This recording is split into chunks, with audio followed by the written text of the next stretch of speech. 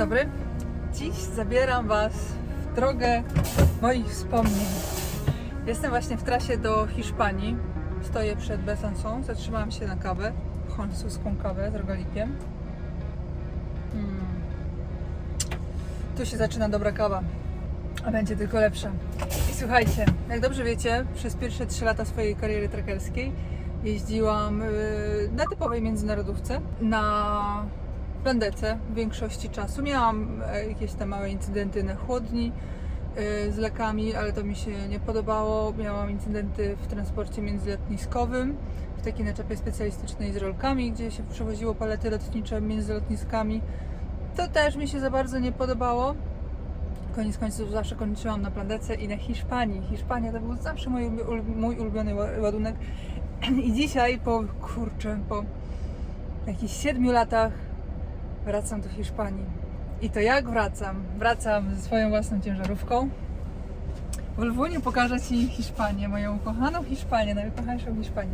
I słuchajcie, pokażę Wam, bo teraz tak, z Besançon do powiedzmy Lyonu można jechać sobie na Dijon autostradą i później już cały czas na południe, ja już nie pamiętam, to jest 7 na dół idzie, czy jakaś inna? Nie, tam będzie jeszcze 3,9 to była ta na Bourg-en-Bresse, a to 6?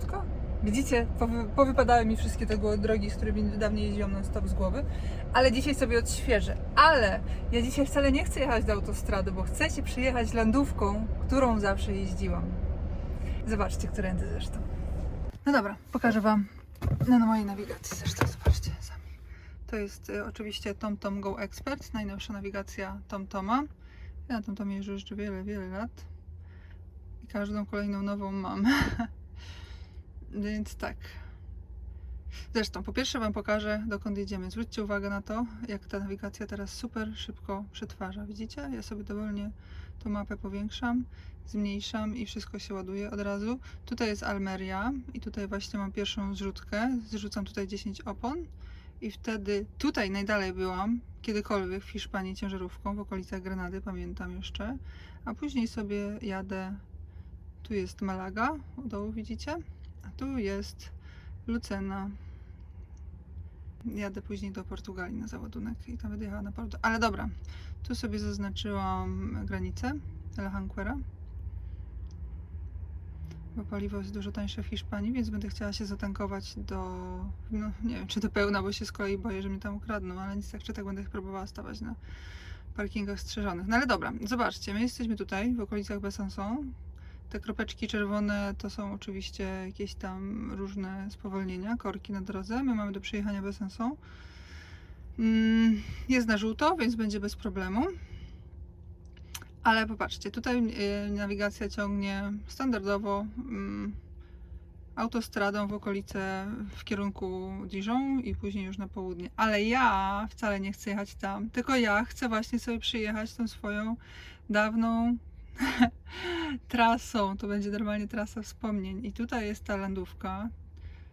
Właśnie ciekawe jest, czy tam teraz postawili zakaz dla ciężarówek, czy nie, ale myślę, że nie, bo to jest taka poważna lądówka, więc dodajemy sobie tutaj postój. Oczywiście w nawigacji można sobie dowolnie dodawać punkty trasy. Można sobie ustalić w ogóle nawet, który punkt trasy ma być pierwszy, więc to jest też super opcja. Więc generalnie popatrzcie, jak ona super szybko przetworzyła. Widzicie? Zaznaczam punkt, ona już ma. Także, no i tak, skoro mi... Tylko tak, pani. Ona wiadomo, że zawsze ciągnie najszybciej do autostrady. Czy to jest tu, gdzie ja chcę wejść? Na autostradę? Tak, to jest tu, no. To jest tutaj, także no skoro mi nie puszcza tędy, to znaczy, że nie ma żadnego zakazu. Ona sobie świetnie radzi z zakazami, z wysokościami. Ja ostatnio troszeczkę jeździłam objazdami różnymi landówkami, dużo po Niemczech i powiem Wam, że wszelkie wysokości wiaduktów i zakazy ciężarowe daje sobie świetnie radę. Zresztą popatrzcie, zwróćcie uwagę nawet Besançon, dobrze. Zwróćcie uwagę nawet na to, że tutaj jak stoimy teraz na parkingu, to nawet pokazuje, gdzie jest zakaz dla ciężarowych, gdzie nie mogę wjechać ciężarówką. Nawet takie rzeczy widzi, także ta nawigacja widzi Bardzo dużo, zresztą cały świat widzi. W tej nawigacji w ogóle można mieć mapy dla całego świata.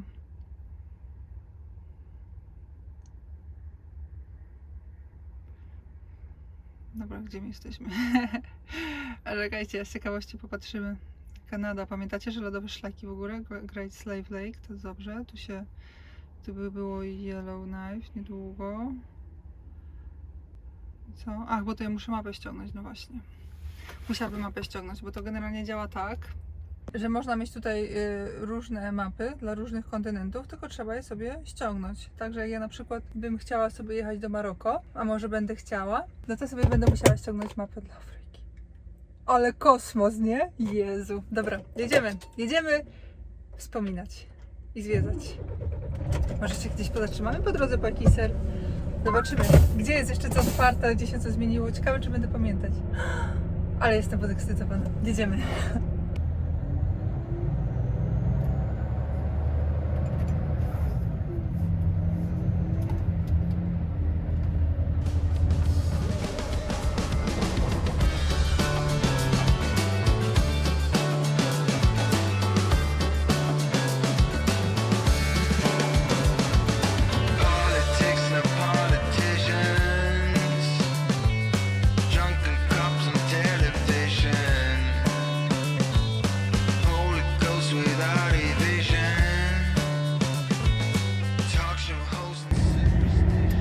No i zjeżdżamy. Jest zakaz? Nie ma zakazu. Pasuje, gazujemy.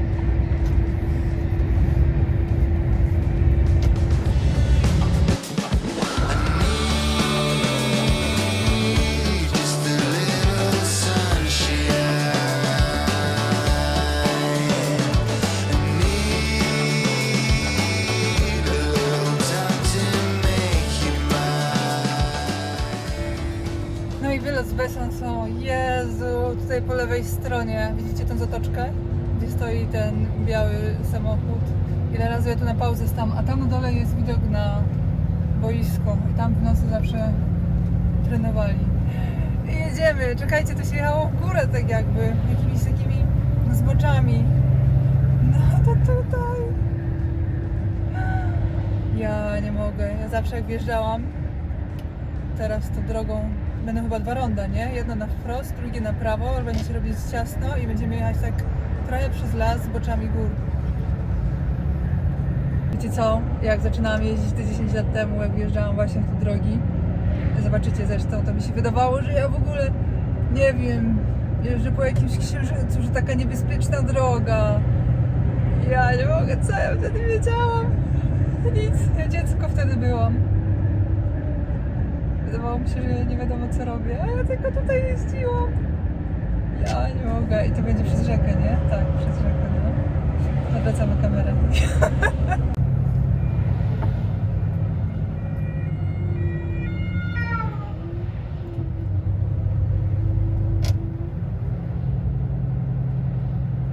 Tak, na tym mostku było ciasno, nie? No powiem wam, że teraz to dla mnie żadne ciasno. A wtedy to było tak ciasno. Ja nie mogę.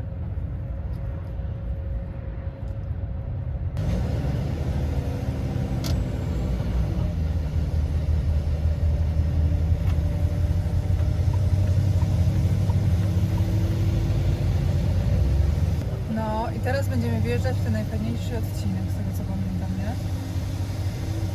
Tak. Taki chwilami zboczami gór. Ciekawe, jakie na mnie teraz to wrażenie zrobi ta droga. Tam był fotoradar, chyba też, nie? Jejku, jakie to jest niesamowite, że teraz jak jadę, to pamiętam, gdzie były jakie podjazdy, gdzie były fotoradary nawet. Przypominają mi się po prostu wszystkie szczegóły trasy. Tak bym otworzyła jakiś stary plik z komputera. Ja. Niesamowite.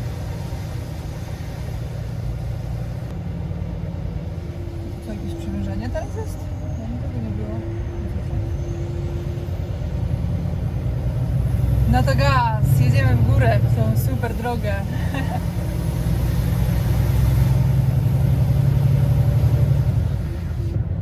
która kiedyś robiła na mnie takie wrażenie. Specjalnie zrobiłam trochę odstępu między tymi ciężarówkami, żeby nam nie zasłaniały widoków.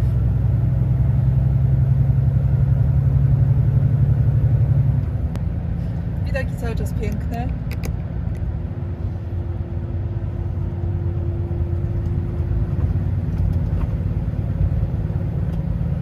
Aż mi się teraz przypomniało, że jak się wylatuje z tej drogi, na końcu będzie miejscowość, będzie się zjeżdżać w dół, fotoradar i po prawej stronie będzie piekarnia.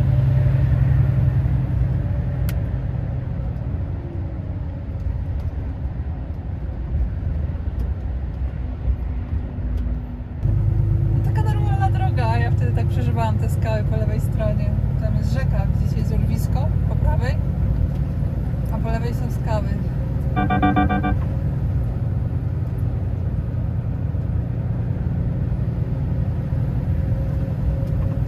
W jednym miejscu będzie tak ciaśniej troszeczkę przy tych skałach. Ale to nie z naszej strony, to tak bardziej na powrocie. O! Że łańcuchy trzeba mieć, widzicie? A tego przedtem nie było. Postawionego. O, ten moment był taki ciaśniejszy. Po prostu się spotykamy z autokarem. Zrobimy miejsca i przeszło o te skały tutaj. I się zawsze bałam na powrocie. A teraz mnie śmieszą. Aczkolwiek wiadomo, że nigdy nie wolno bagatelizować żadnej drogi, a szczególnie takiej, gdy jest zbocze po prawej, zaraz za barierką.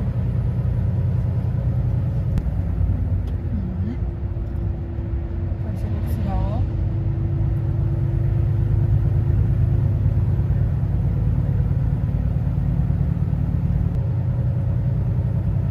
Wolwi, co myślisz o tej drodze? Jak Ci się podoba?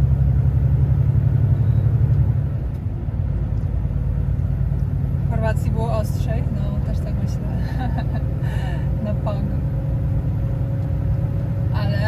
Ale patrzę tam na dół po prawej stronie. Nie chciałbyś tam spaść, nie? Ja też nie.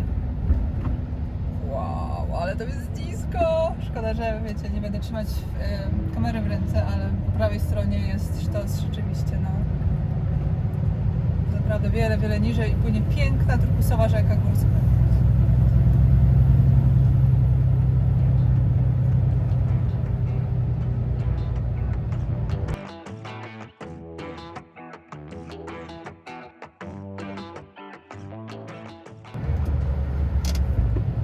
Tutaj zarzucimy ogonem. O, jest ta miejscowość, o której Wam mówiłam. Nazwy nie pamiętałam. Pamiętałam, że coś było na L. Dobrze pamiętam, że był fotoradar na dole, czy nie? O, jest ta piekarnia, o której Wam mówiłam, po prawej.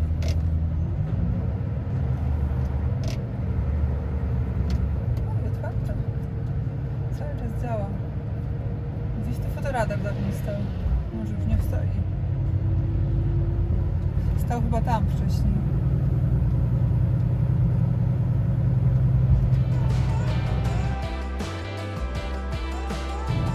O, teraz będą fajne widoki przez chmury.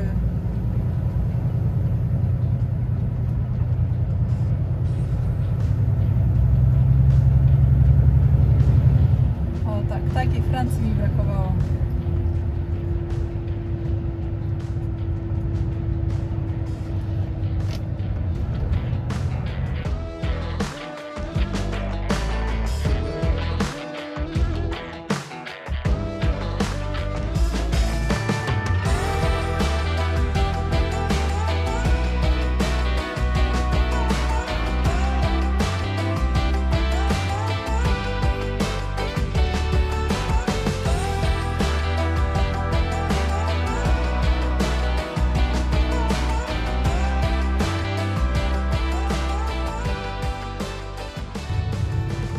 Miejscowość też pamiętam, zawsze mi się kojarzyła z Simpsonami. Tu będzie po lewej stronie stodoła tak blisko drogi, a przynajmniej dawniej było, że ciężko się było mijać z ciężarówką z naprzeciwka i dach. Co? Dalej tak jest, widzicie? Przymężenie. Ale tutaj, o, mi się dało trochę dalej. Oj. Niepotrzebnie wjechałam. No nic. Miniemy się. Wydawało mi się, że to było troszeczkę wyżej.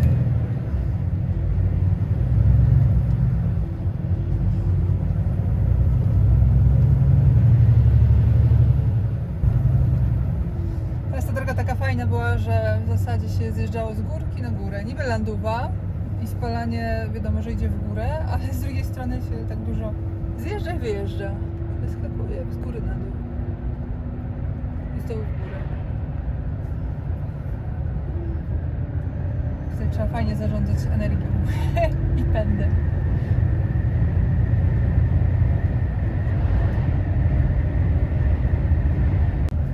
O, a tutaj teraz po prawej stronie jest budynek i parking. Ja pamiętam, jak tutaj robią swoje piwa czy wina, nie? Takie kadzie są, albo sery, już nie pamiętam.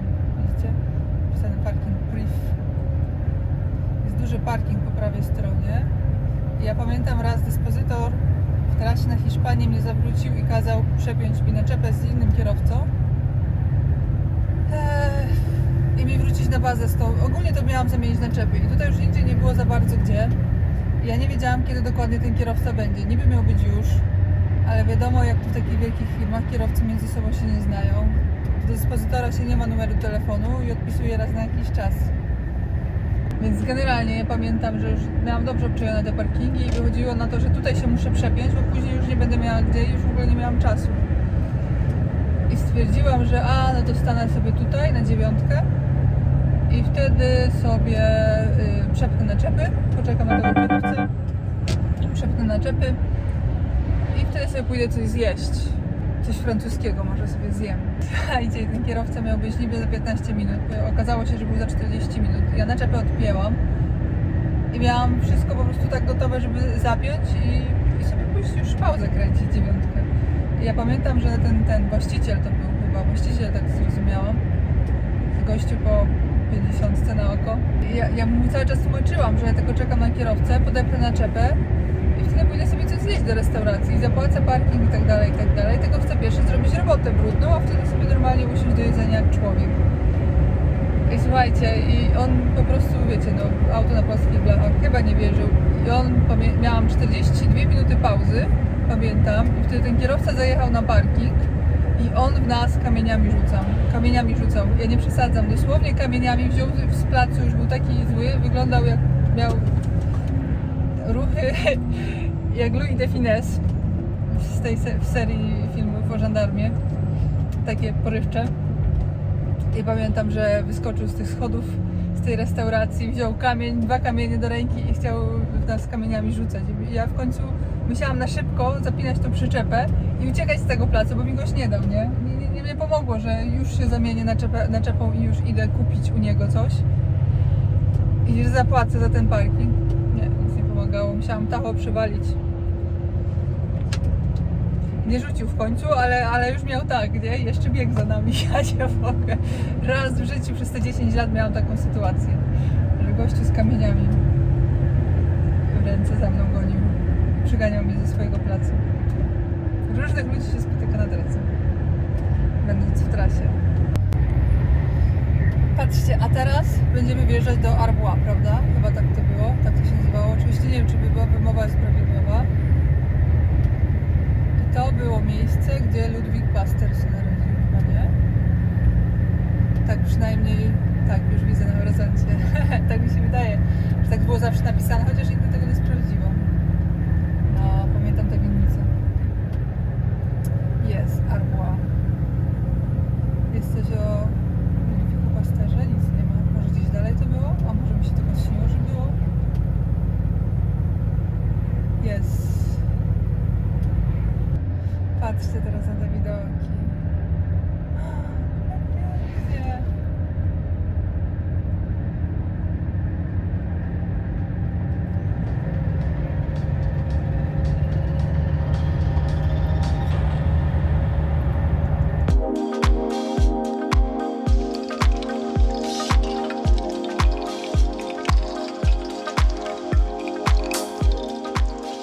Wolniej rozpędzamy się pod górę.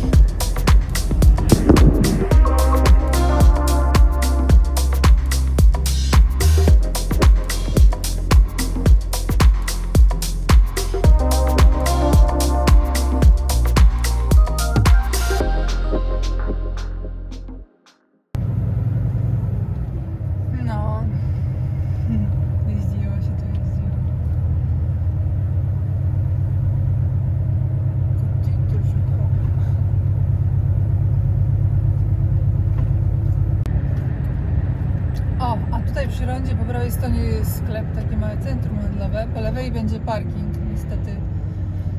Po lewej, po prawej. I ja tutaj zawsze kupowałam sery. To jest jakiś netto? Nie, dalej jest Intermarché.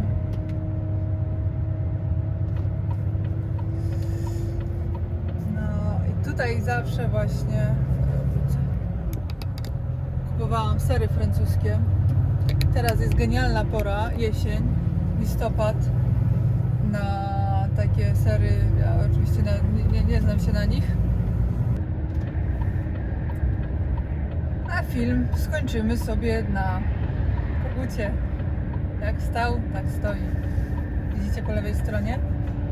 Trzeba będzie zbliżenie nie zrobić.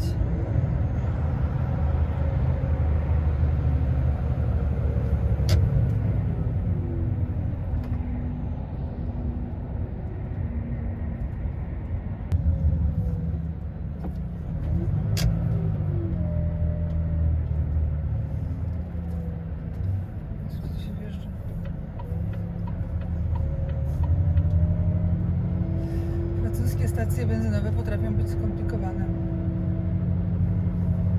Gdy jeździ się ciężarówką. Widzicie? Zakazy. I tak dalej.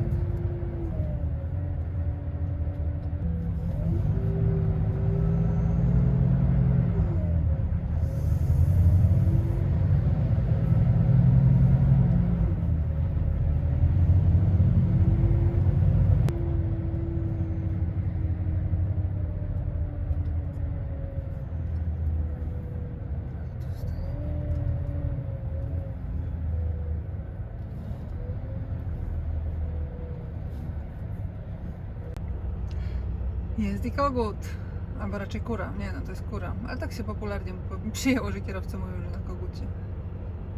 No.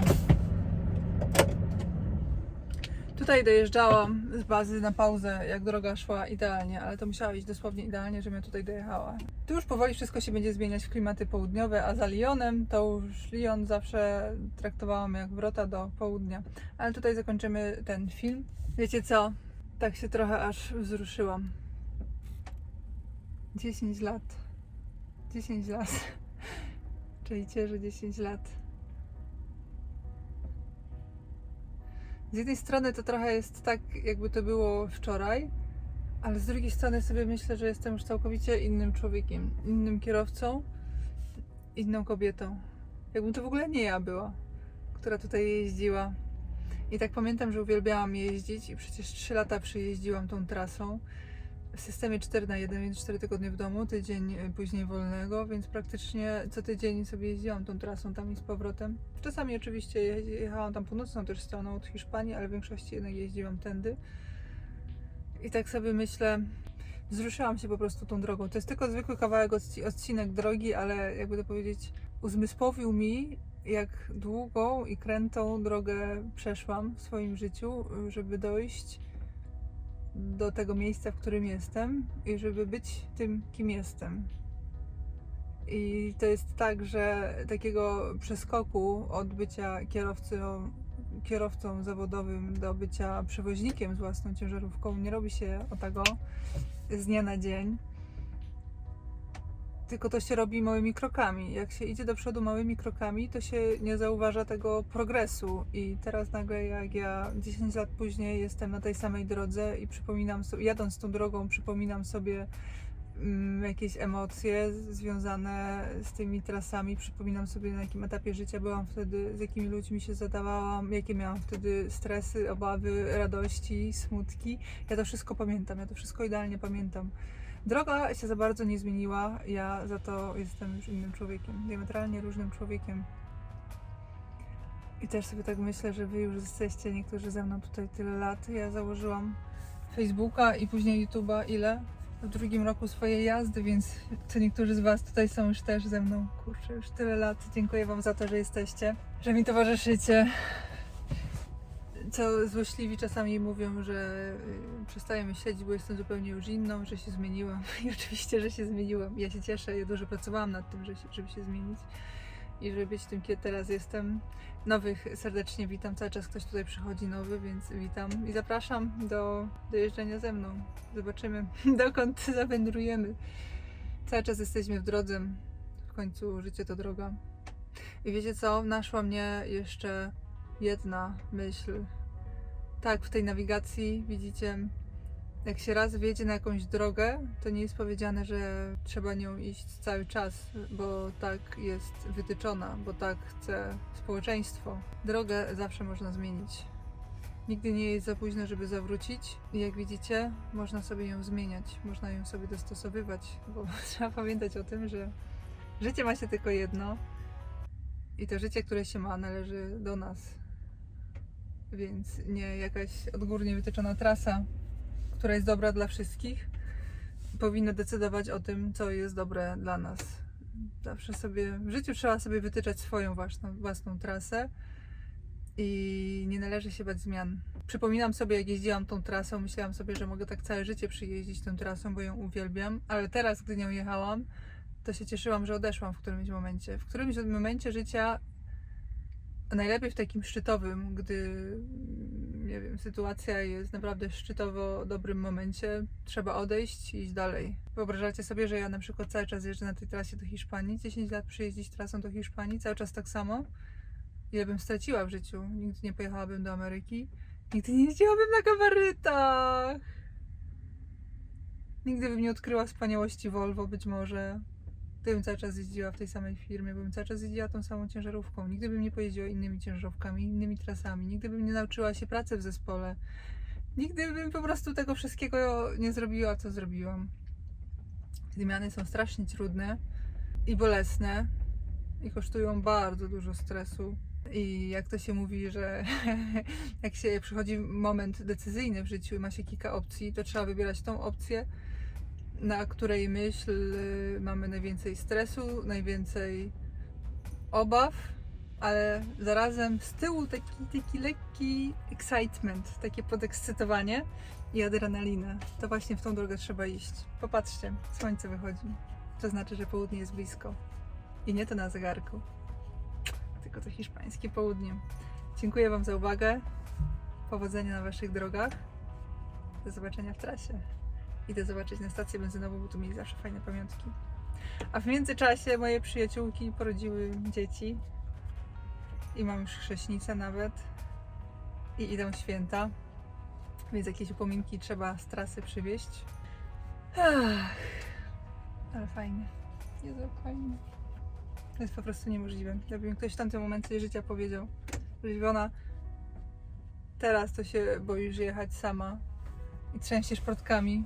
I na tym parkingu, jak tam przyjeżdżałam, tamtą stroną pod lasem, tam zawsze było ciemno strasznie, więc jak startowałam, bo ja właśnie, jak już na początku, to w ogóle nie dojeżdżałam nawet do autostrady. Później jak już ogarnęłam trasę i właśnie powiedziałam, optymalnie szła, to już tutaj dojeżdżałam, to stawałam na pauzę. To ja w ogóle z ciężarówki nie wychodziłam, tylko odpalałam auto, jechałam dopiero na stację. I tam sobie wychodziłam, bo się bałam z ciężarówki wyjść. Tak się wszystkiego bałam. Nie myślcie sobie, że jestem taka odważna. Ja nie jestem odważna, jestem strasznie boidupa tak naprawdę. Ja się wszystkiego boję. Ale po prostu wiem, że jak się czegoś boję, to mam w to iść.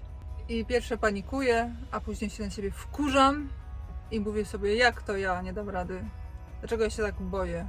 Idę w to i idę. Czasami daję radę, czasami nie. Ale i tak